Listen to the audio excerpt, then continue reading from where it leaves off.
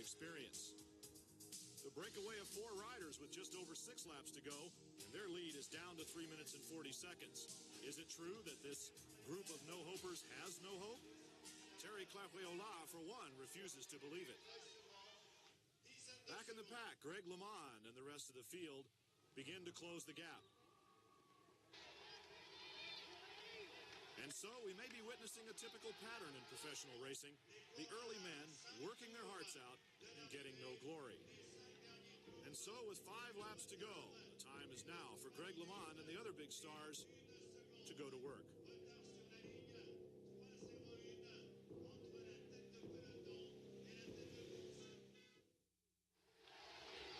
And so with 39 miles left in the World Championship in Chambéry, France, these 4 riders were all that remained of the original 9 who broke away with 13 laps of the circuit remaining. The rain was torrential and the main field was trying to chase them down. Eventually the attacks began to come and the Frenchman Thierry Claverola was pouring on the power at the front, and alongside him Martin Ducrot, number 152. This time they were heading up to the top of the Côte de Montagnole together, and Thierry Claverola was preparing to go clear, while a little bit further down the slopes it was Konishev who was trying to catch up. The Russian rider was proving to be the big surprise of this World Championship. Further down the slopes, it was Perico Delgado, who finished 3rd in this year's Tour de France, who was trying to make up lost ground. But ahead, it was time for food for Thierry Claverola, content with the gain so far, and there was still a long way to go. Perhaps the main field knew it, because the chase was not yet in full flight. Claverola, who abandoned the Tour de France this year on the road to Poitiers, France. He was a man in a hurry. Martin Ducrot behind was trying to keep up with him. So too was the Russian rider, Konishev.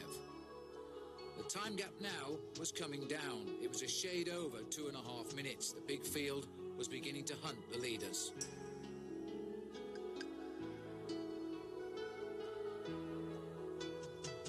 For the moment, the rain had stopped, and the breakaway were taking on food for the 40 miles or so that still laid ahead.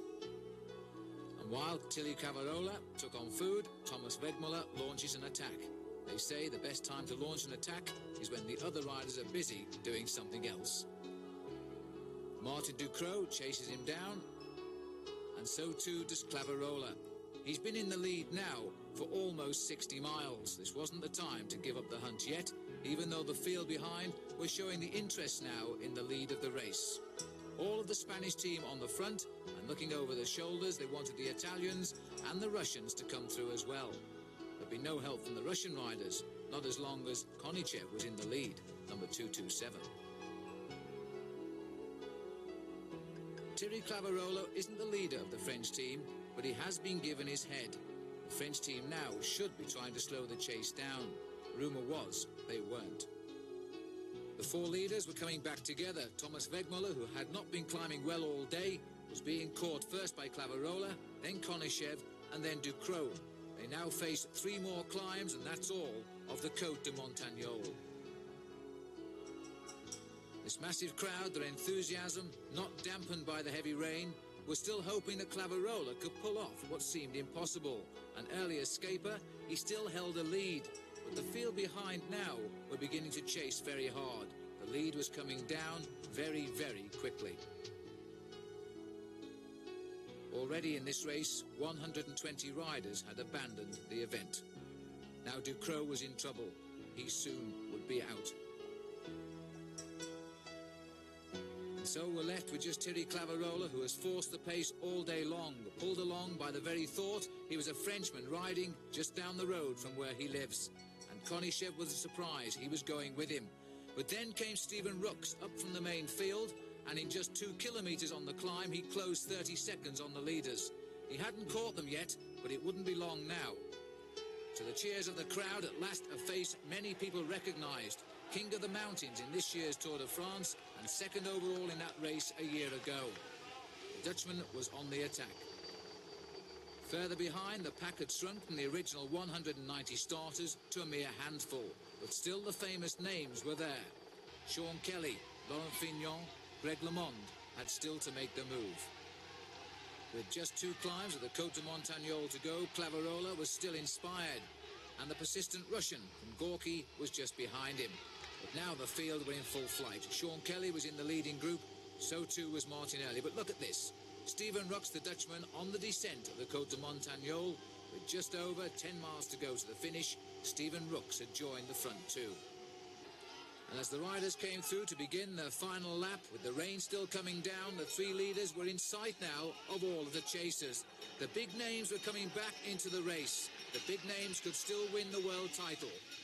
And among them, Laurent Fignon, Sean Kelly, Steve Bauer, La Haretta from Spain, Claude Coquillon from Belgium, and Greg LeMond. We'll be back.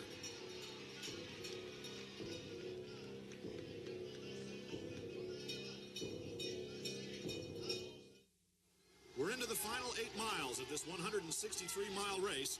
Greg LeMond, Laurent Fignon, Sean Kelly, and the other favorites now have their hopes of winning the World Championship title very definitely alive. So at long last, the favourites have made their move. They can see the 3 leaders now, and Greg LeMond is driving this group along. The American rider who's won the Tour de France, he's in again in a chasing group. There he is at the front on the far left. And he knows now, too, his greatest rival, Laurent Fignon, number 88, is right up behind him.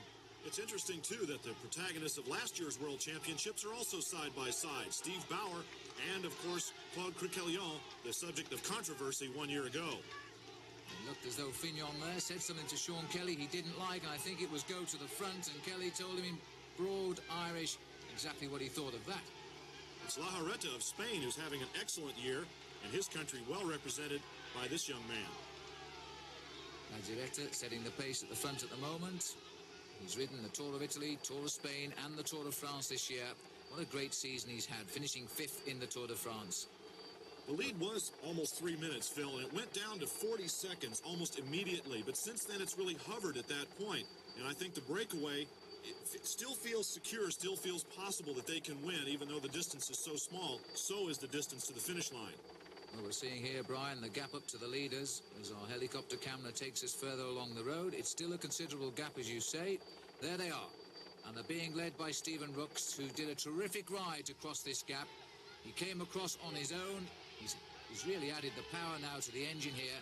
Thierry Claverola, for my money, has been the star of this championship in 2nd place, but now surely he's getting tired. He's been out in front for 95 miles. He shared the spotlight, however, with Konishev, the elegant Soviet rider, just disappearing off to the left. Claverola is certainly the sentimental favorite here, not only for the French crowd, but for everyone who has watched this race. I would agree with you. He really has been the star. Tall figure of Stephen Rooks trying to keep this gap alive as he changes down the gears. At least the climbs have suited him, and still he wants some help from Claverola. But he must now see, Brian, looking over his shoulder there, this group with Martinelli and Sean Kelly, the 2 boys in green, Steve Bauer here in the blue jersey to our left, and Greg LeMond driving the group at the front. Also in the middle of that group is Gianni Bugno, a man who many of the riders feared in this race, especially on the hills. Back again to the breakaway now. Konishev on the right, Rooks on the left, and Claverola, the Frenchman. Here's Greg LeMond powering that breakaway alongside his friend, Steve Bauer. These riders are absolutely soaked. This has been an horrendous day for them. The rain has been torrential. The course has been the most severe since Solange in 1980, and that, of course, is just a few miles down the road. Gianni Bugno and Sean Kelly and the others in the field, even they are looking behind themselves nervously. Only recently have they left the remainder of the big field. It's rather ironic, Brian, to think that Claude Coquillon on the far right and on the left of the picture there, Steve Bauer, are back in the final showdown again, because last year, of course, we had that big controversial finish. These are the 3 leaders, and quite clearly, they are losing their impetus. Stephen Rooks is doing most of the work. Konishev is looking back, and it seems to me that Konishev is the crafty one of this breakaway. He might still be conserving something for the finish. I think the chase group now really senses the kill, and the body language of the breakaway tells us that, yes, indeed, they feel like they are beaten at this point. So now, if anything, the pace in this chase is starting to pick up. Bauer at the front, and Fignon sitting in 2nd spot. This is the last chance for these now. This is the springboard, the final climb of the hill. If they don't go here, they can wave goodbye to the 3 medals because they're up the road. You've got Sean Kelly. You have at the back now Greg LeMond. On the far right in blue is Bugno. and Martinelli to our far right at the back of that group. There they are, making their way up towards the Côte de Montagnole for the 21st and final time, and they're all that is left, and all who can affect this world title now from the 190 who set out. Still a lot of nervous looking around, even among these 9 riders. They sense that the chase is going to be successful, but they're looking to each other to make the final little bit of the chase. And here now, Rooks leads the 3 up the hill. Terry Clavriola, his hopes of winning still must be alive. I think of the 3, he's the only one being driven now, perhaps, by the crowd alone. Konishev has refused to do any of the pacemaking for the last couple of miles. The 23-year-old Soviet man from Gorky. This is the first year we've seen the Soviets as professional riders. They've taken a little while to settle into the scene, but now it looks as though Konishev is beginning to impress. And there's an attack here. Laurent Fignon has accelerated from the front of the pack, and for the moment they're fighting to grab him, but that's Fignon, and this is the time to do it. He's made a very excellent move here on the final climb and has really opened a significant gap on the rest of the field. He's apparently caught the others sleeping, or certainly timed a move that he feels like is going to succeed all the way to the end. Well, anybody who wants to win now has got to counter the move by Laurent Fignon, a man driven by the disappointment of losing the Tour de France this year to Greg LeMond. What finer place to make up for it than the World Championship in France, and the crowd are going to shout him all the way up this climb now. The 3 riders are only just in front. You can see the determination on his face, and if anyone is not familiar with the drive that this man has, you can certainly see it right here. He's a great competitor, Brian. We saw the way he took the yellow jersey in the Pyrenees in the Tour de France. He lost it back to Greg LeMond. He took it back again and then lost it in the end. A look over his shoulder there to see what the progress is like. And he's coming towards the top of the Côte de Montagnole for the final time. And just around the corner ahead of him are the 3 leaders in the world title. It's amazing how steep this climb is and how effortless these riders seem to be able to go up it when they are determined, as Fignon is right here. He makes another corner, many switchbacks on this climb, and he is a man possessed by a vision of rainbow jersey that he could win as a world champion.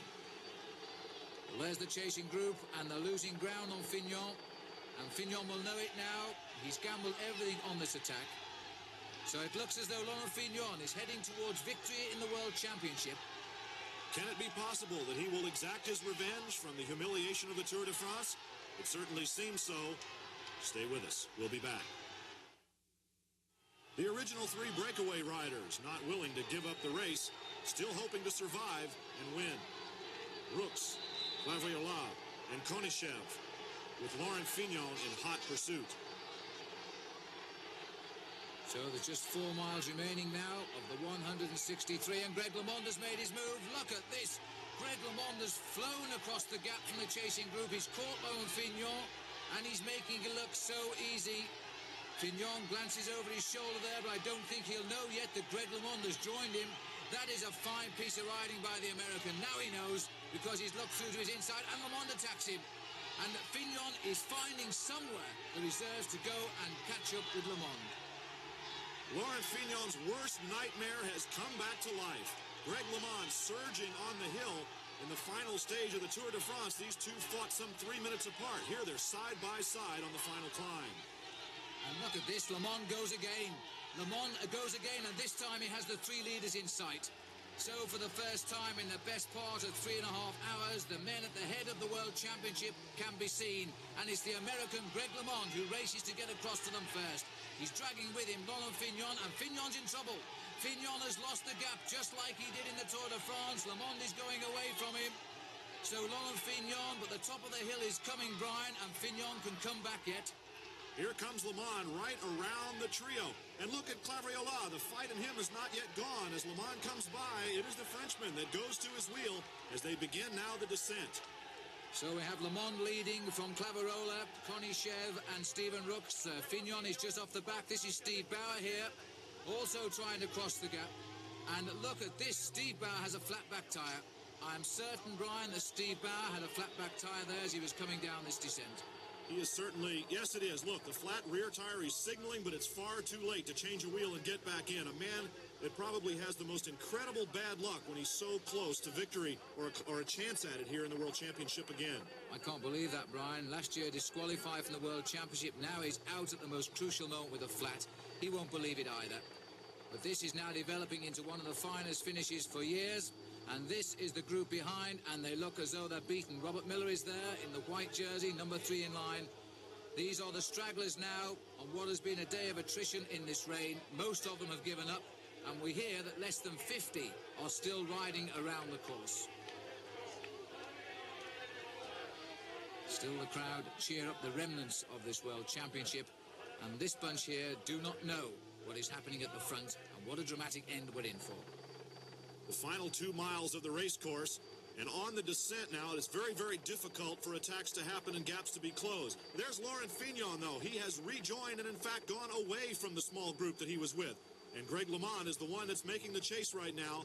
But Brian, I can't believe this. This World Championship is coming down between the 2 same men who dominated the Tour de France, and it's Fignon just ahead now of Greg LeMond, and the other 3 trying to match the pace. We're on the descent now, down towards the finish in Chambéry. They've certainly thrown caution to the wind, even on this wet road. No tiptoeing around the corners for this group, not with a World Championship at stake. 90 kilometers an hour, nearly 60 miles an hour for the breakaway group. And Fignon has been caught by LeMond. There are 5 riders together now. Rooks in the back, 2 Frenchmen, the Soviet and American Greg LeMond. Well, the odds now surely are on the side of the French with 2 riders here. But Konichev is the man pushing the pace, and this original heroes are now back at the front. But they look a little slow, and even Konichev now is looking back at the other